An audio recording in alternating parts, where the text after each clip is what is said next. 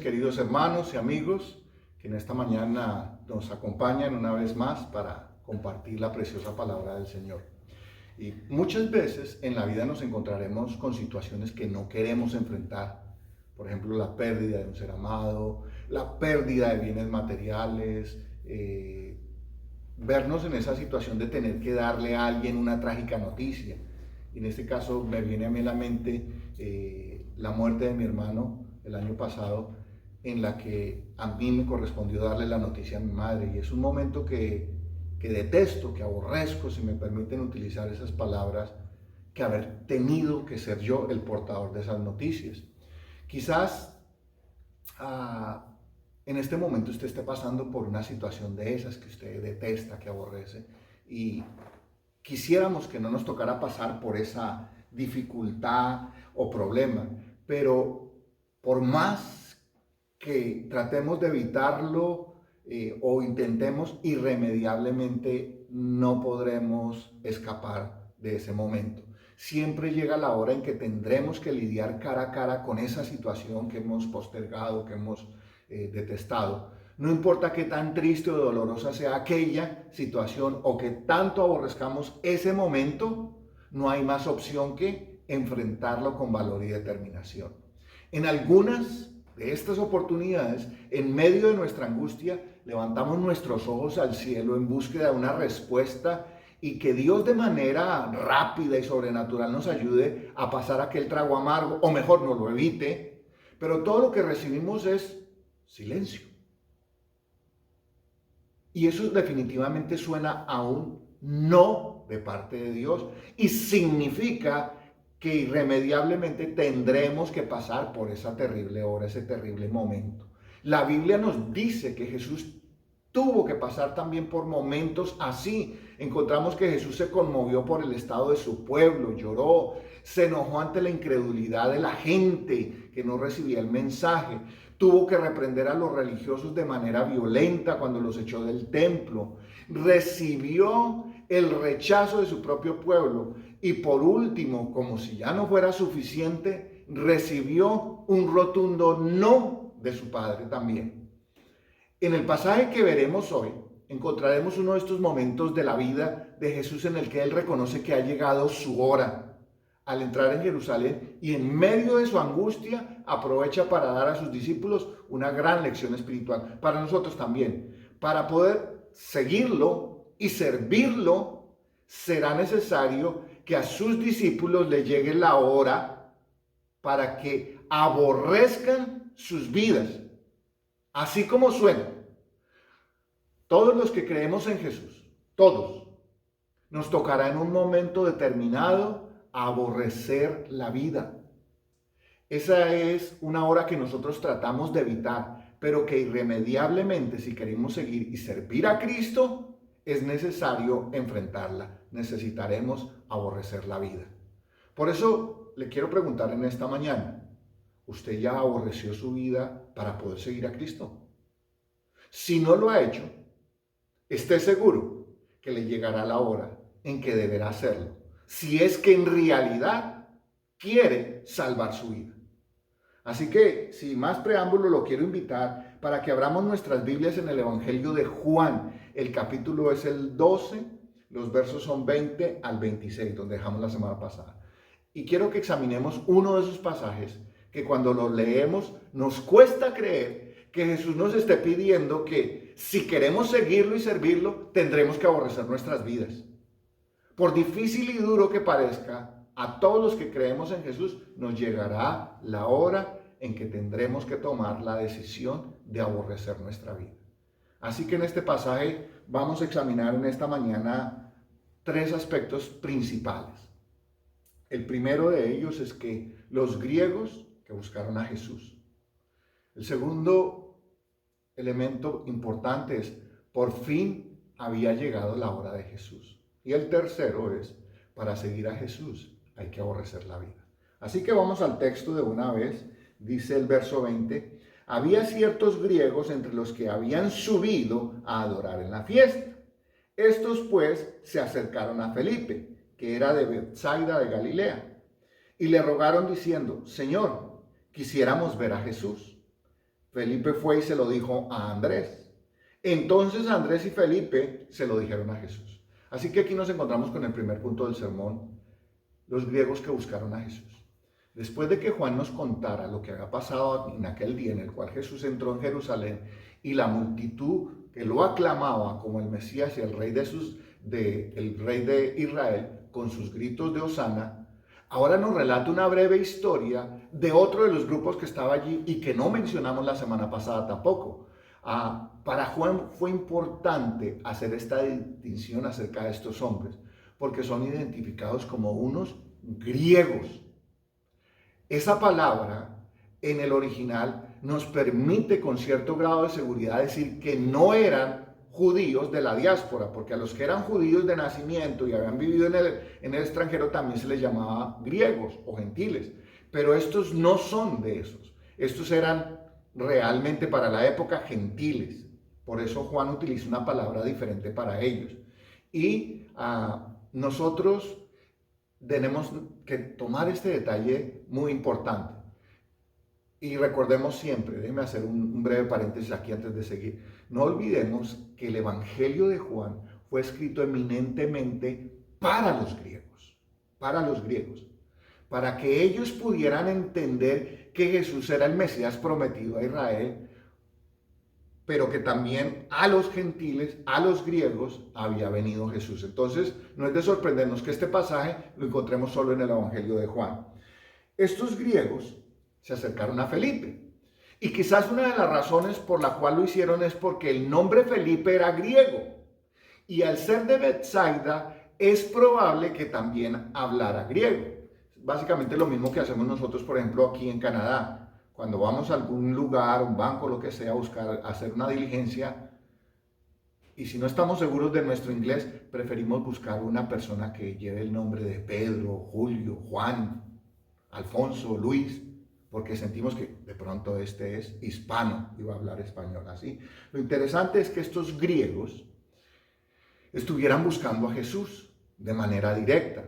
No sabemos con certeza cuál fue la razón inicial por la que estos griegos buscaron a Jesús, pero la hipótesis de algunos teólogos, entre ellos Paisley Murray y Carson, dicen que es probable que estos griegos se acercaran a Jesús después que Jesús echó a los vendedores de animales y a los cambistas del templo, y esto los impresionó, y este relato lo encontramos en Mateo, en Marcos y en Lucas.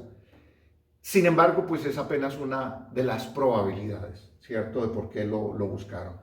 Lo realmente importante es que aquellos griegos que vinieron a Jerusalén para adorar estaban completamente impactados por Jesús y lo querían conocer personalmente.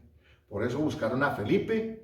Y quiero que tengamos en cuenta algo también muy interesante, así como hemos notado con Marta, con María, en sermones pasados, donde encontramos generalmente en los evangelios a Felipe y a Andrés.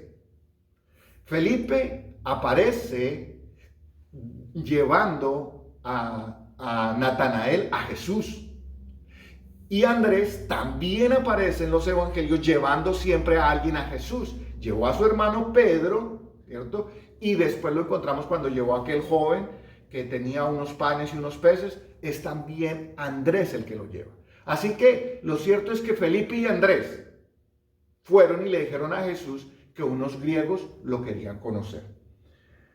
Aquí debemos sacar nuestra primera aplicación para nosotros en el sermón de hoy. El creyente, todos, usted y yo, los que hemos creído en Jesús como Señor y Salvador y le hemos entregado nuestra vida, al igual que Felipe y Andrés, tenemos una función básica: llevar a la gente a Jesús. Nosotros simplemente con nuestra vida daremos el testimonio de cuánto Jesús nos ha cambiado, y así la gente querrá ir a Jesús. Debemos recordar que tanto Andrés como Felipe eran judíos, y la tendencia en aquella época era despreciar a todos los gentiles, los que no eran judíos.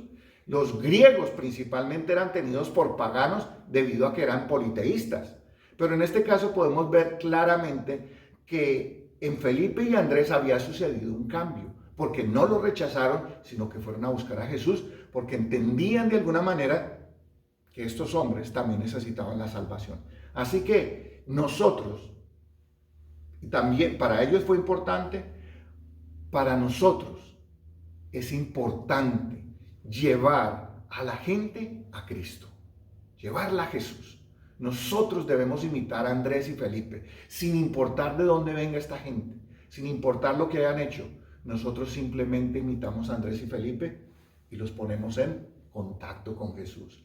En nuestro corazón debe arder esa pasión por conducir a los griegos modernos, es decir, las personas que están sin Cristo, a Jesús.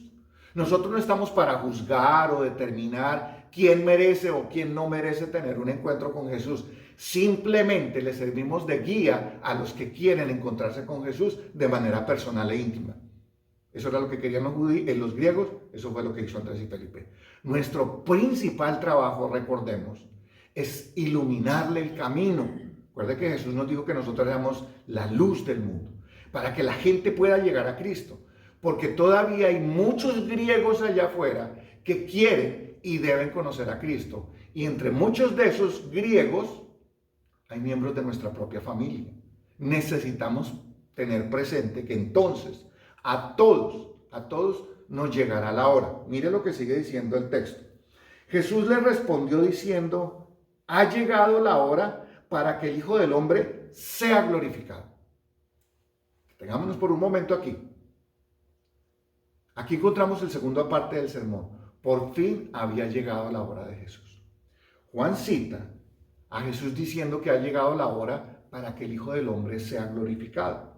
Para el judío en general, estas eran buenas y maravillosas noticias. El problema es que ellos no habían entendido a qué había venido Jesús, como lo vimos la semana pasada, porque aún ni siquiera los discípulos tenían claro esto. Ellos lo entenderían después de que Cristo muriera, resucitara y el Espíritu Santo viniera sobre ellos.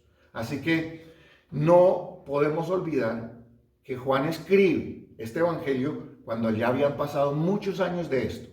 Entonces él trae a la memoria y dice: nosotros no habíamos entendido, explica, ¿cierto?, que en el momento no entendieron lo que Jesús quiso decir con que había llegado su hora. Es necesario que nosotros entendamos entonces este pasaje para que podamos ver que para un judío del tiempo de Jesús, ¿qué significaba la expresión la hora del Hijo del Hombre? Porque Jesús dice eso: ha llegado la hora del Hijo del Hombre. Recordemos que una de las circunstancias que caracteriza el Evangelio de Juan es que mientras Jesús hablaba en términos espirituales, la gente lo entendía en términos materiales, terrenales, temporales. Igual seguimos haciéndolo todavía. Así que para los judíos, el libro de Daniel, especialmente el capítulo 7, representaba la gran promesa que un día, la hora, el Hijo del Hombre, o sea, el Salvador, el Mesías, vendría y finalmente sería el campeón militar y político que derrotaría a los grandes imperios humanos que estaban oprimiendo a Israel. En este momento, el imperio que estaba oprimiendo a Israel era el Imperio Romano. En épocas anteriores habían sido otros imperios.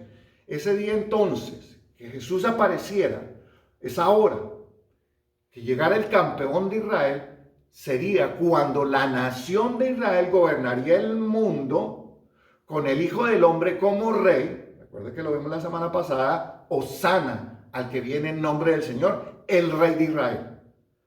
Sin embargo, mire esto, aquí nos encontramos con algo maravilloso. En realidad lo que Jesús dijo debía entenderse en términos espirituales de la misión que Dios le había encomendado a él. Jesús era el campeón prometido, sí, sin lugar a dudas, que derrotaría de una vez y para siempre al enemigo más poderoso de Dios y de todos nosotros los hombres, es decir, a Satanás. El mismo poder que había actuado detrás de los grandes imperios y que sigue actualmente actuando detrás de los grandes imperios que oprimen a la mayoría de la población del mundo, tendría su día también. Así que mientras los judíos celebraban porque había llegado la hora del campeón, que tanto habían esperado, en realidad ni siquiera sabían, porque no habían entendido lo que Jesús acababa de decir. Mire cómo dice William Barclay. Ellos entendían que los reinos de la tierra serían sojuzgados y hollados bajo los pies del conquistador. Pero por glorificado, Jesús entendía crucificado. Cuando se mencionó al Hijo del Hombre glorificado, ellos entendieron la conquista llevada a cabo por los ejércitos de Dios. Pero Jesús se refería a la conquista de la cruz. Jesús anuncia que sería glorificado, pero por un camino totalmente diferente, el camino de la cruz. Era entonces necesario que Él muriera, y esa era precisamente la hora a la que Él se refería. De cierto os digo, que si el grano de trigo no cae en la tierra y muere, queda solo, pero si muere, lleva mucho fruto. Debemos recordar que los religiosos de Israel en varias ocasiones intentaron detener a Jesús para eliminarlo, pero siempre se libraba de esos intentos. Y generalmente Juan utiliza en esos pasajes la expresión, aún no ha llegado mi hora, dando a entender que todavía no había llegado el tiempo de ¿qué? De morir. Algunos pasajes de esos son Juan 7:30, 8:20 y obviamente este pasaje. Aunque sus discípulos no entendieron, en ese momento a qué se refería exactamente Jesús cuando hizo esa declaración de que había llegado su hora. Jesús es el portador de buenas nuevas de Dios. La hora de Jesús había llegado y los hombres, incluidos los griegos, recibirían las buenas nuevas de salvación que Jesús había venido a traer. Por eso es importante notar ese grupo de griegos que eran completamente ajenos al pueblo de Israel. Ya Jesús estaba dando una señal de que también para ellos había llegado la hora de ser salvos. ¿Por medio de qué? De su sacrificio. Todos los hombres podríamos recibir a Cristo como Señor y Salvador si nos arrepentimos de nuestros pecados y confiamos en los méritos de Cristo. Por fe recibiríamos el perdón de pecados y la vida eterna.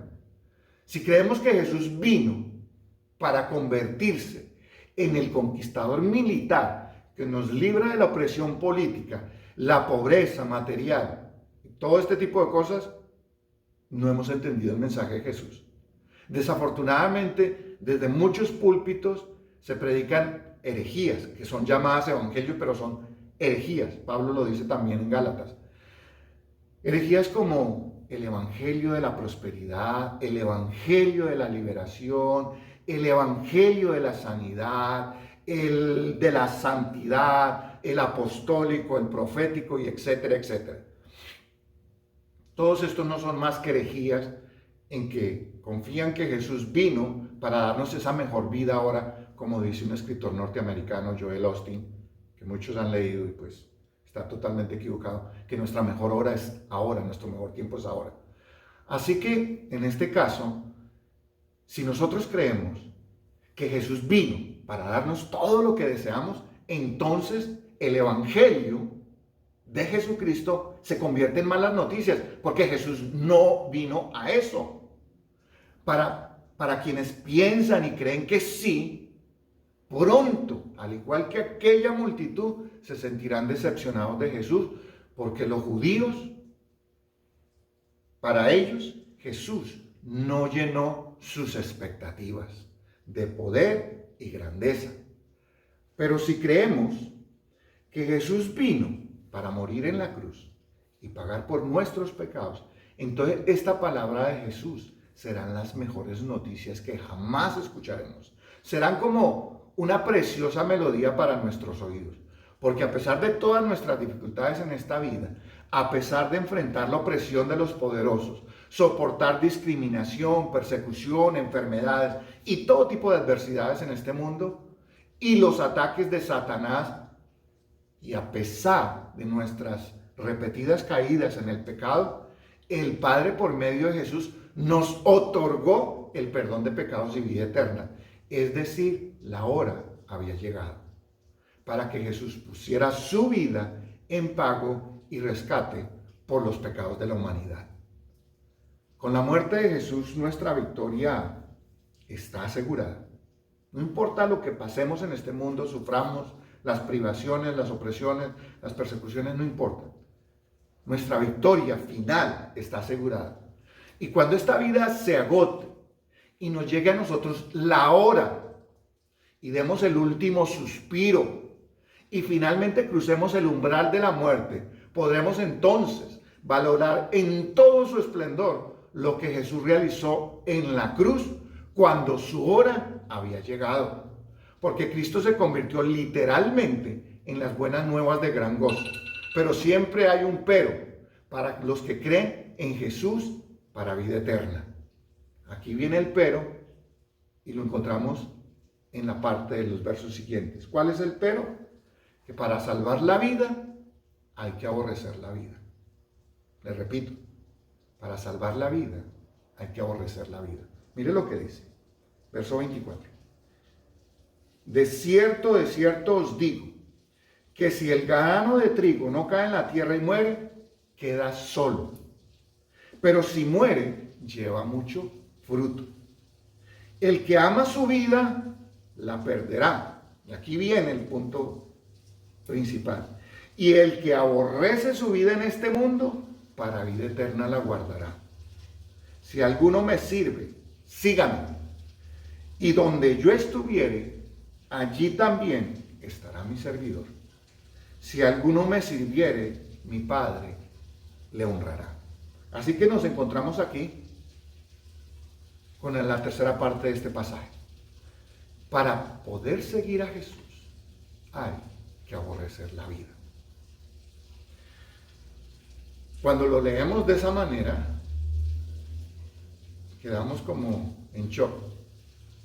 Jesús dijo algo por medio de una corta parábola que debió sonar a una absoluta contradicción, que debió dejar a todos los que estaban allí, sus discípulos, incluidos los griegos, y todavía estaban allí, los dejó perplejos. Lo que a primera vista parece una contradicción es una de las grandes verdades del Evangelio que Jesús predicó durante todo su ministerio. El que ama la vida, la perderá. Y el que aborrece la vida en este mundo, para la eternidad la guardará. Es todo lo opuesto de lo que nuestro instinto y de lo que el mundo dice. Guarde la vida, consérvela, no la desperdicie, no. Vamos a ver. Si queremos servir a Cristo, hay que seguirlo. Y como recompensa de ese seguimiento, de ese servicio, entonces, el día final, el Padre nos honrará a nosotros también. Aquí hay varios puntos que es necesario examinar en este pasaje para que finalmente podamos entender por qué para seguir y servir a Jesús tendremos que aborrecer la vida. Pero aquí creo que usted y yo nos debemos hacer una pregunta. ¿Cuál es la vida que Jesús quiere que aborrezcamos? Así que vamos rápidamente y vamos a mirar 3 apartados rápidos.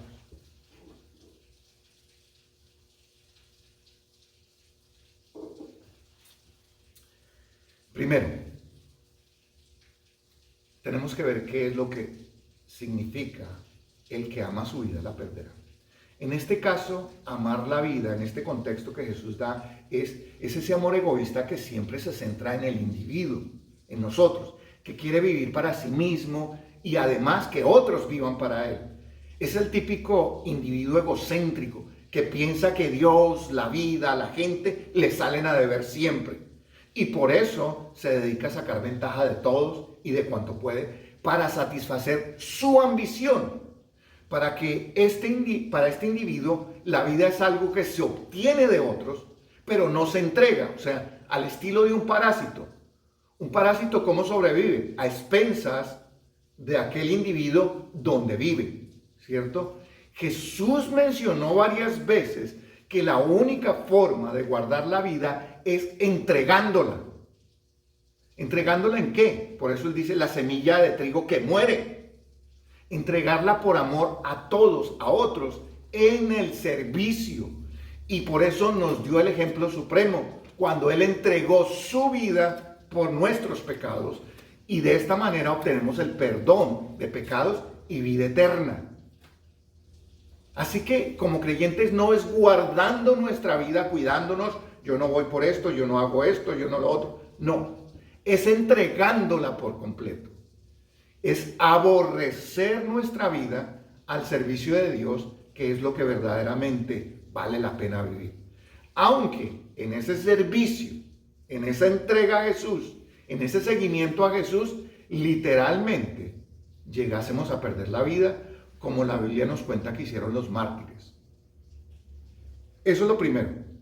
Esa es la primera expresión. La segunda es que tenemos que aborrecer. Esa es la palabra que más llama la atención aquí. ¿A qué se refiere Jesús con aborrecer nuestra vida?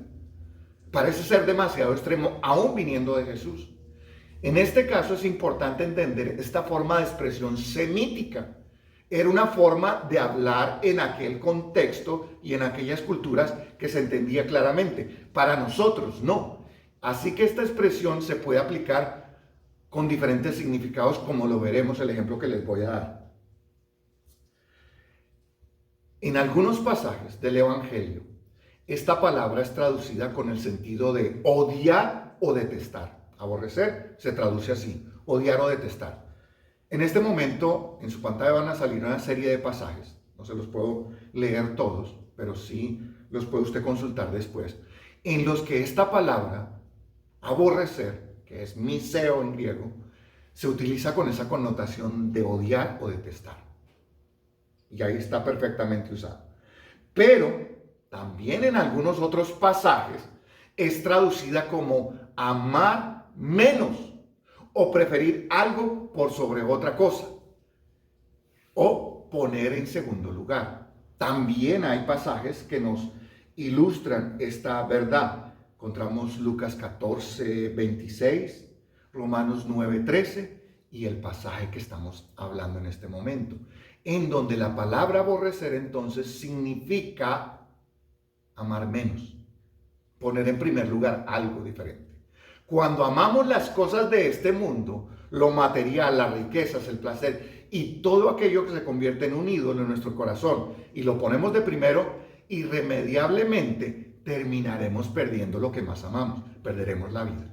Tratando de conservar todo eso, tratando de obtener nuestra vida, se va en eso, en las cosas materiales que aquí se quedarán. Entonces, en conclusión, hemos perdido la vida. Pero,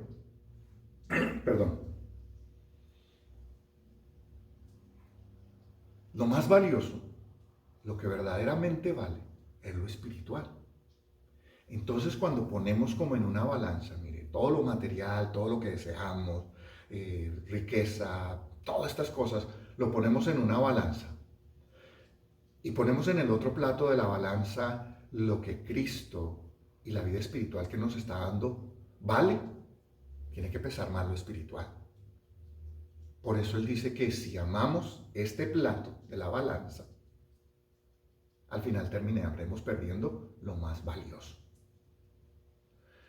También podríamos decir que aborrecer la vida es dejar de amar lo que el viejo hombre hace, lo que antes amaba, en lo que se divertía, en lo que encontraba placer. Y entonces en este contexto, aborrecer la vida significa dejar lo material para un segundo lugar, para poder amar a Cristo. El tercer punto que quiero mencionar rápidamente en esta mañana es que Jesús añade, si alguno me sirve, sígame. En este caso Jesús deja claro que todos tendremos que tomar una decisión. Ha llegado la hora de aborrecer lo que estamos haciendo para seguir a Cristo. Dejamos de servirnos a nosotros mismos, a nuestros intereses, a nuestro orgullo, a nuestro egoísmo, y empezamos a servirlo a Él, sirviendo a los demás. ¿Y por dónde empezamos a servir a los demás? Empezando en casa. Allí empezamos a servir. Y eso significa que aborrecemos los valores anteriores, la propuesta del mundo, ¿cierto? Además, a Jesús no se le puede servir sin seguirlo. Estas dos acciones son inseparables para el cristiano. Jesús junta estas tres acciones, ¿cierto? En esta breve parábola que leímos, que como el grano de trigo, Jesús debe morir también. Lo interesante de este pasaje es que lo que Jesús está diciendo, primeramente, lo aplicará a su vida. unos pocos días más tarde, quizás 2 días más tarde, Jesús les estaba diciendo, yo voy a morir. Y es necesario que llegara la hora para Jesús aborrecer su propia vida. Cuando Jesús en la cruz moriría, debido a que no decidió guardar su vida, sino entregarla, su sacrificio entonces, su sacrificio dio mucho fruto y glorificó al Padre. Por eso de ahí en adelante se volvió el ejemplo y el camino para todos los que queremos servir. Al final, sin merecer realmente, recibiremos honra si fielmente cumplimos con nuestro deber de entregar por completo nuestra vida, aborreciéndola por amor a Cristo. Es decir, amar más a Cristo que esta vida. Nosotros debemos recordar entonces que como creyentes, nuestro mayor trabajo es dar testimonio de lo que Jesús ha hecho en nuestras vidas y luego exhibir ese cambio en nuestro diario vivir en medio de los griegos, esos griegos modernos que necesitan a Jesús pero que no saben cómo llegar a Él. Como creyentes debemos entender que todavía allí afuera hay una gran cantidad de griegos que quieren conocer a Jesús pero no encuentran a un Felipe o a un Andrés que los pueda guiar a Él. Ojalá, esa debe ser nuestra oración y nuestro clamor.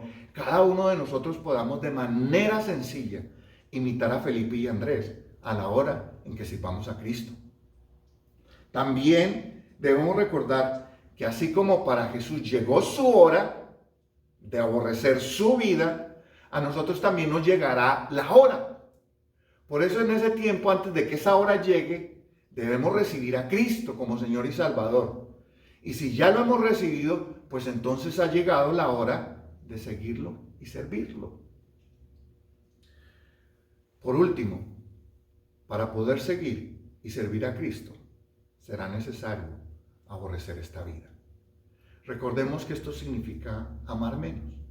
Es decir, apreciando la vida en su justa medida, a nuestros seres amados y todo lo que comprende nuestra vida, sin que ella y nuestros deseos carnales o materiales ocupen el primer lugar en nuestros corazones y nos desvíen de la meta suprema de servir a Cristo por medio del servicio al prójimo. Y no hay un mejor y mayor servicio que conducir a la gente a Jesús para salvación. El único que puede y debe ocupar el primer lugar en nuestros corazones es Jesús. Cualquier otra cosa, por buena o por loable que parezca, se convertirá en un ídolo que nos esclavizará y finalmente nos conducirá a perder verdaderamente la vida eterna que Dios nos ofrece. Porque cuando nos llegó la hora, no fuimos capaces de aborrecer esta vida. Pablo, después de mucho sufrimiento y persecución por causa del Evangelio, llegó a la siguiente conclusión. Mire lo que dice Filipenses 3:8. Y ciertamente aún estimo todas las cosas como pérdida, por la excelencia del conocimiento de Cristo Jesús, mi Señor, por amor del cual lo he perdido todo. Aborreció su vida anterior. Y lo tengo por basura para ganar a Cristo. Nosotros debemos llegar al mismo concepto de Pablo. Todo lo demás, comparado con Cristo, por muy bueno que sea, es basura. Aunque creo que ya les he mencionado en otros sermones que la palabra que utiliza aquí Pablo, nos la trajeron como basura, es la palabra escábulo y es estiércol. Consideraba todo lo demás como estiércol para poder ganar a Cristo. Ahí donde está mi hermano y mi amigo, le voy a pedir que inclinemos nuestro rostro en esta mañana y oremos por un instante. Padre amado, te queremos dar gracias en esta mañana por haber enviado a Jesús a rescatarnos. A ti, Jesús, queremos honrarte, agradecerte y servirte, porque cuando llegó tu hora, no la evitaste, sino que con gallardía y valor la enfrentaste por amor a nosotros. Espíritu Santo de Dios, Te pedimos que a nosotros nos ayudes a estar firmes y tener valor para enfrentar también nuestra hora. Y de esta manera poderte seguir y servir a ti, Señor. Tú sabes, Señor, cuánto nos cuesta aborrecer esta vida. Por eso te pedimos que tú, Jesús, nos des la fortaleza para seguirte y servirte, anunciando al mundo que solo por tu muerte expiatoria, todos los hombres, todos los griegos, podemos recibir la nueva vida. En tu nombre, Jesús, oramos y damos gracias. Amén. Mis queridos hermanos, recordemos que a todos nosotros nos llegará la hora de aborrecer esta vida para poder obtener la vida eterna. El Señor les bendiga. Feliz semana.